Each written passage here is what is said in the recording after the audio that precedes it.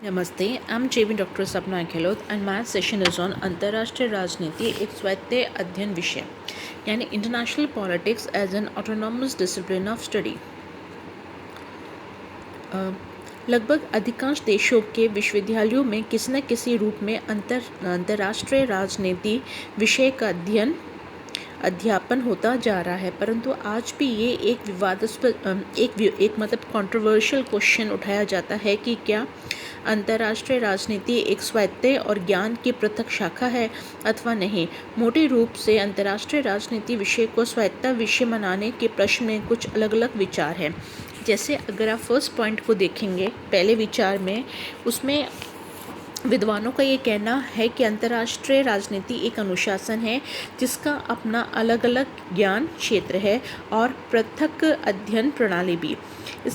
इसकी विषय वस्तु में इनके विषयों में भी ज्ञान सामग्री आती है, जैसे कि इतिहास, अर्थशास्त्र, सामाजिक मनोविज्ञान, विधिशास्त्र, अंतर्राष्ट्रीय विधि, अंतर्राष्ट्रीय संगठन या इत्यादि।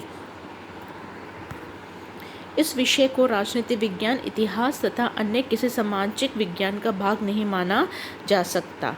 फिर है इसके जो सपोर्टर्स हैं, आप कह सकते हैं इसको एक स्वायत्त विषय बनाने वाले, जैसे कि CAW, Manning, Quincy Wright, Curling, M. Cooper, Morgenthau etcetera.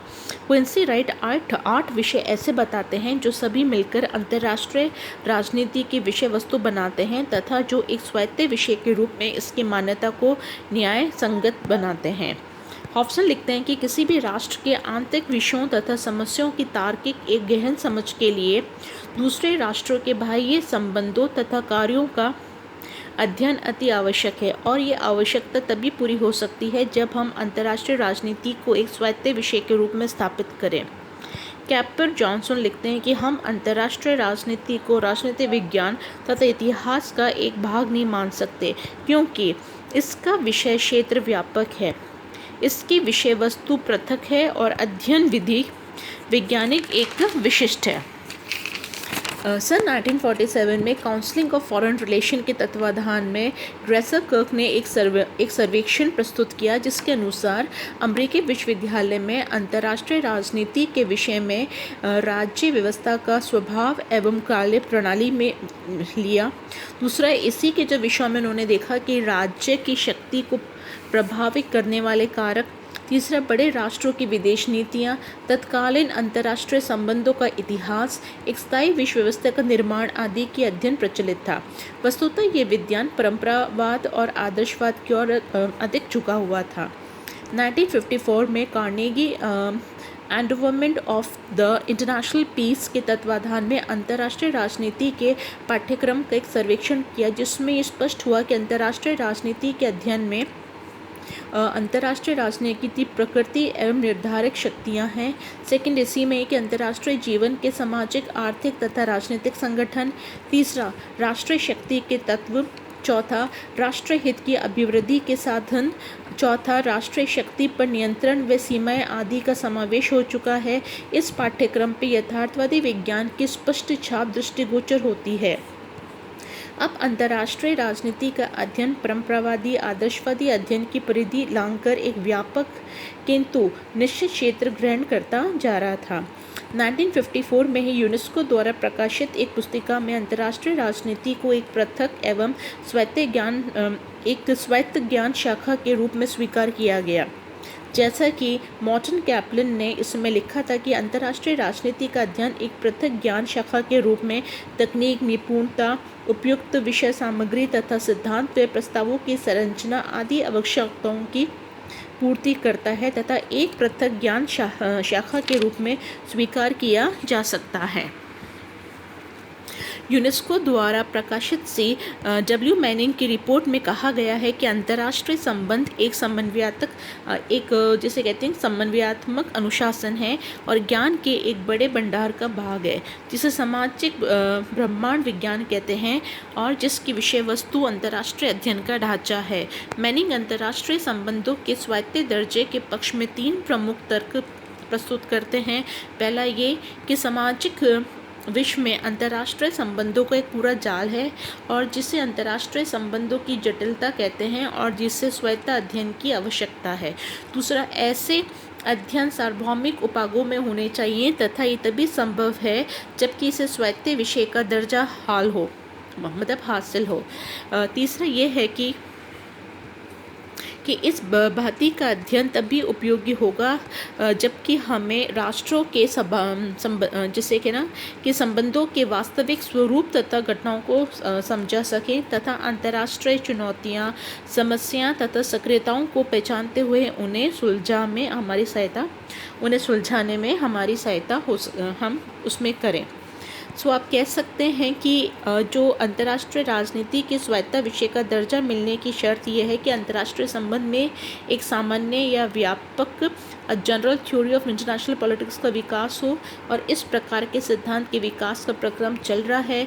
यद्यपि अब तक हमारे पास अंतर्राष्ट्रीय राजनीति का कोई सामान्य सिद्धांत नहीं है, फिर भी अंतर्राष्ट्रीय राजनीति के आंशिक सिद्धांत बहुत से मौजूद है और हम शीघ्र को एक सामान्य सिद्धांत का विकास भी कर सकेंगे। जब तक कि सामान्य सिद्धांत का विकास नहीं हो सकता तब तक वर्तमान स्थिति में इसे अर्ध स्वायत्त विषय कहना ही उचित है।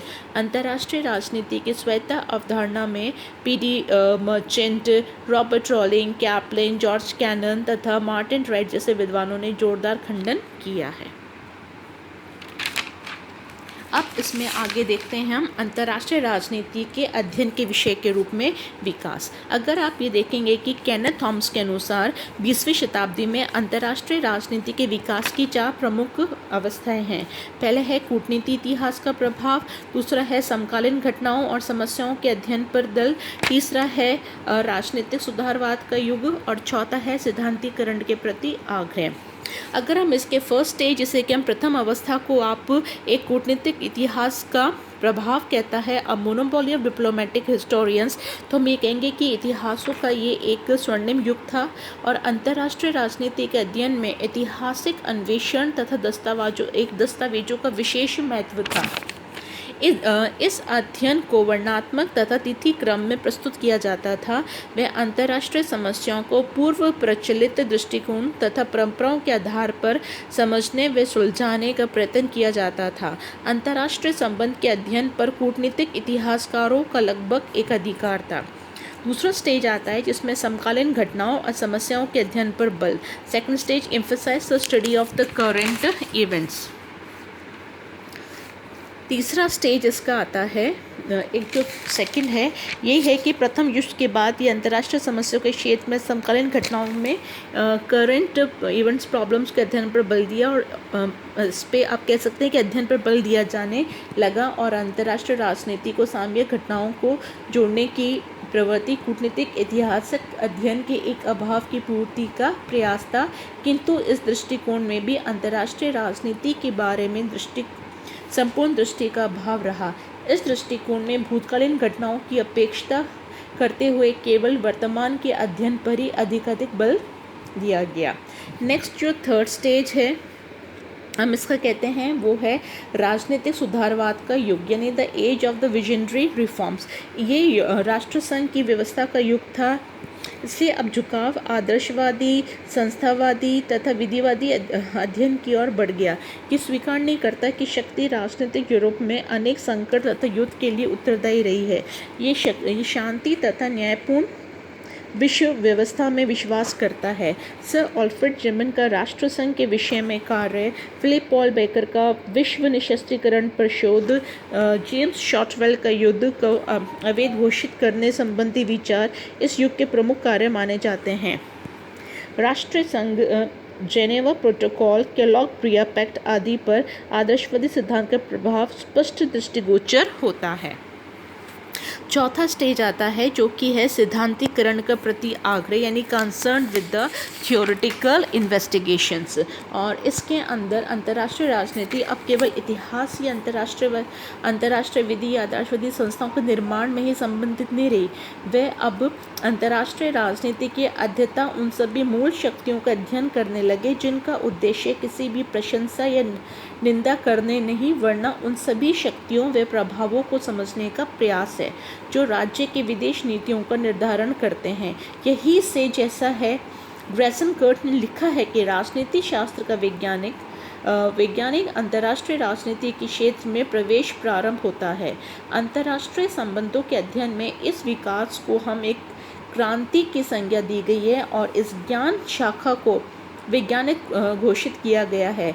अंतर्राष्ट्रीय राजनीति के वैज्ञानिक अध्ययन मार्ग में परिस्थितियों और क्रियाओं की निरंतरता, राज्यों के व्यवहार व प्रकृति में एकरूपता की खोज करता है, ताकि ये अनुमान लगाया जा सके कि भविष्य में अंतर्राष्ट्रीय राजनीति में क्या होने वाला है। अंतर्राष्ट्रीय राजनीति के विज्ञान की अभिव्यक्ति सिद्धांतीकरण तथा इसके अंतर्गत व्यवहारवादी अध्ययन में होती है।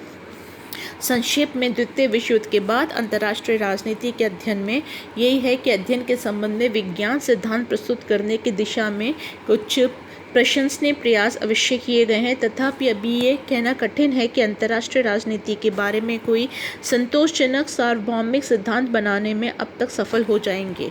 आज अंतर्राष्ट्रीय राजनीति के सिद्धांत निर्माण के विश्व में अनेक केंद्र स्थापित हो चुके हैं। अमेरिका के साथ साथ कुछ स्कैंडिनेवियन राज्य है, विशेषतः स्वीडन, डेनमार्क शांति अन्वेषण के प्रमुख केंद्र बन चुके हैं। इंग्लैंड, लैटिन अमेरिका, भारत आदि के सिद्धांत अध्ययन पूर्णतः ग्राह्य बन चुका है और कई महत्वपूर्ण ग्रंथ प्रकाशित हुए हैं।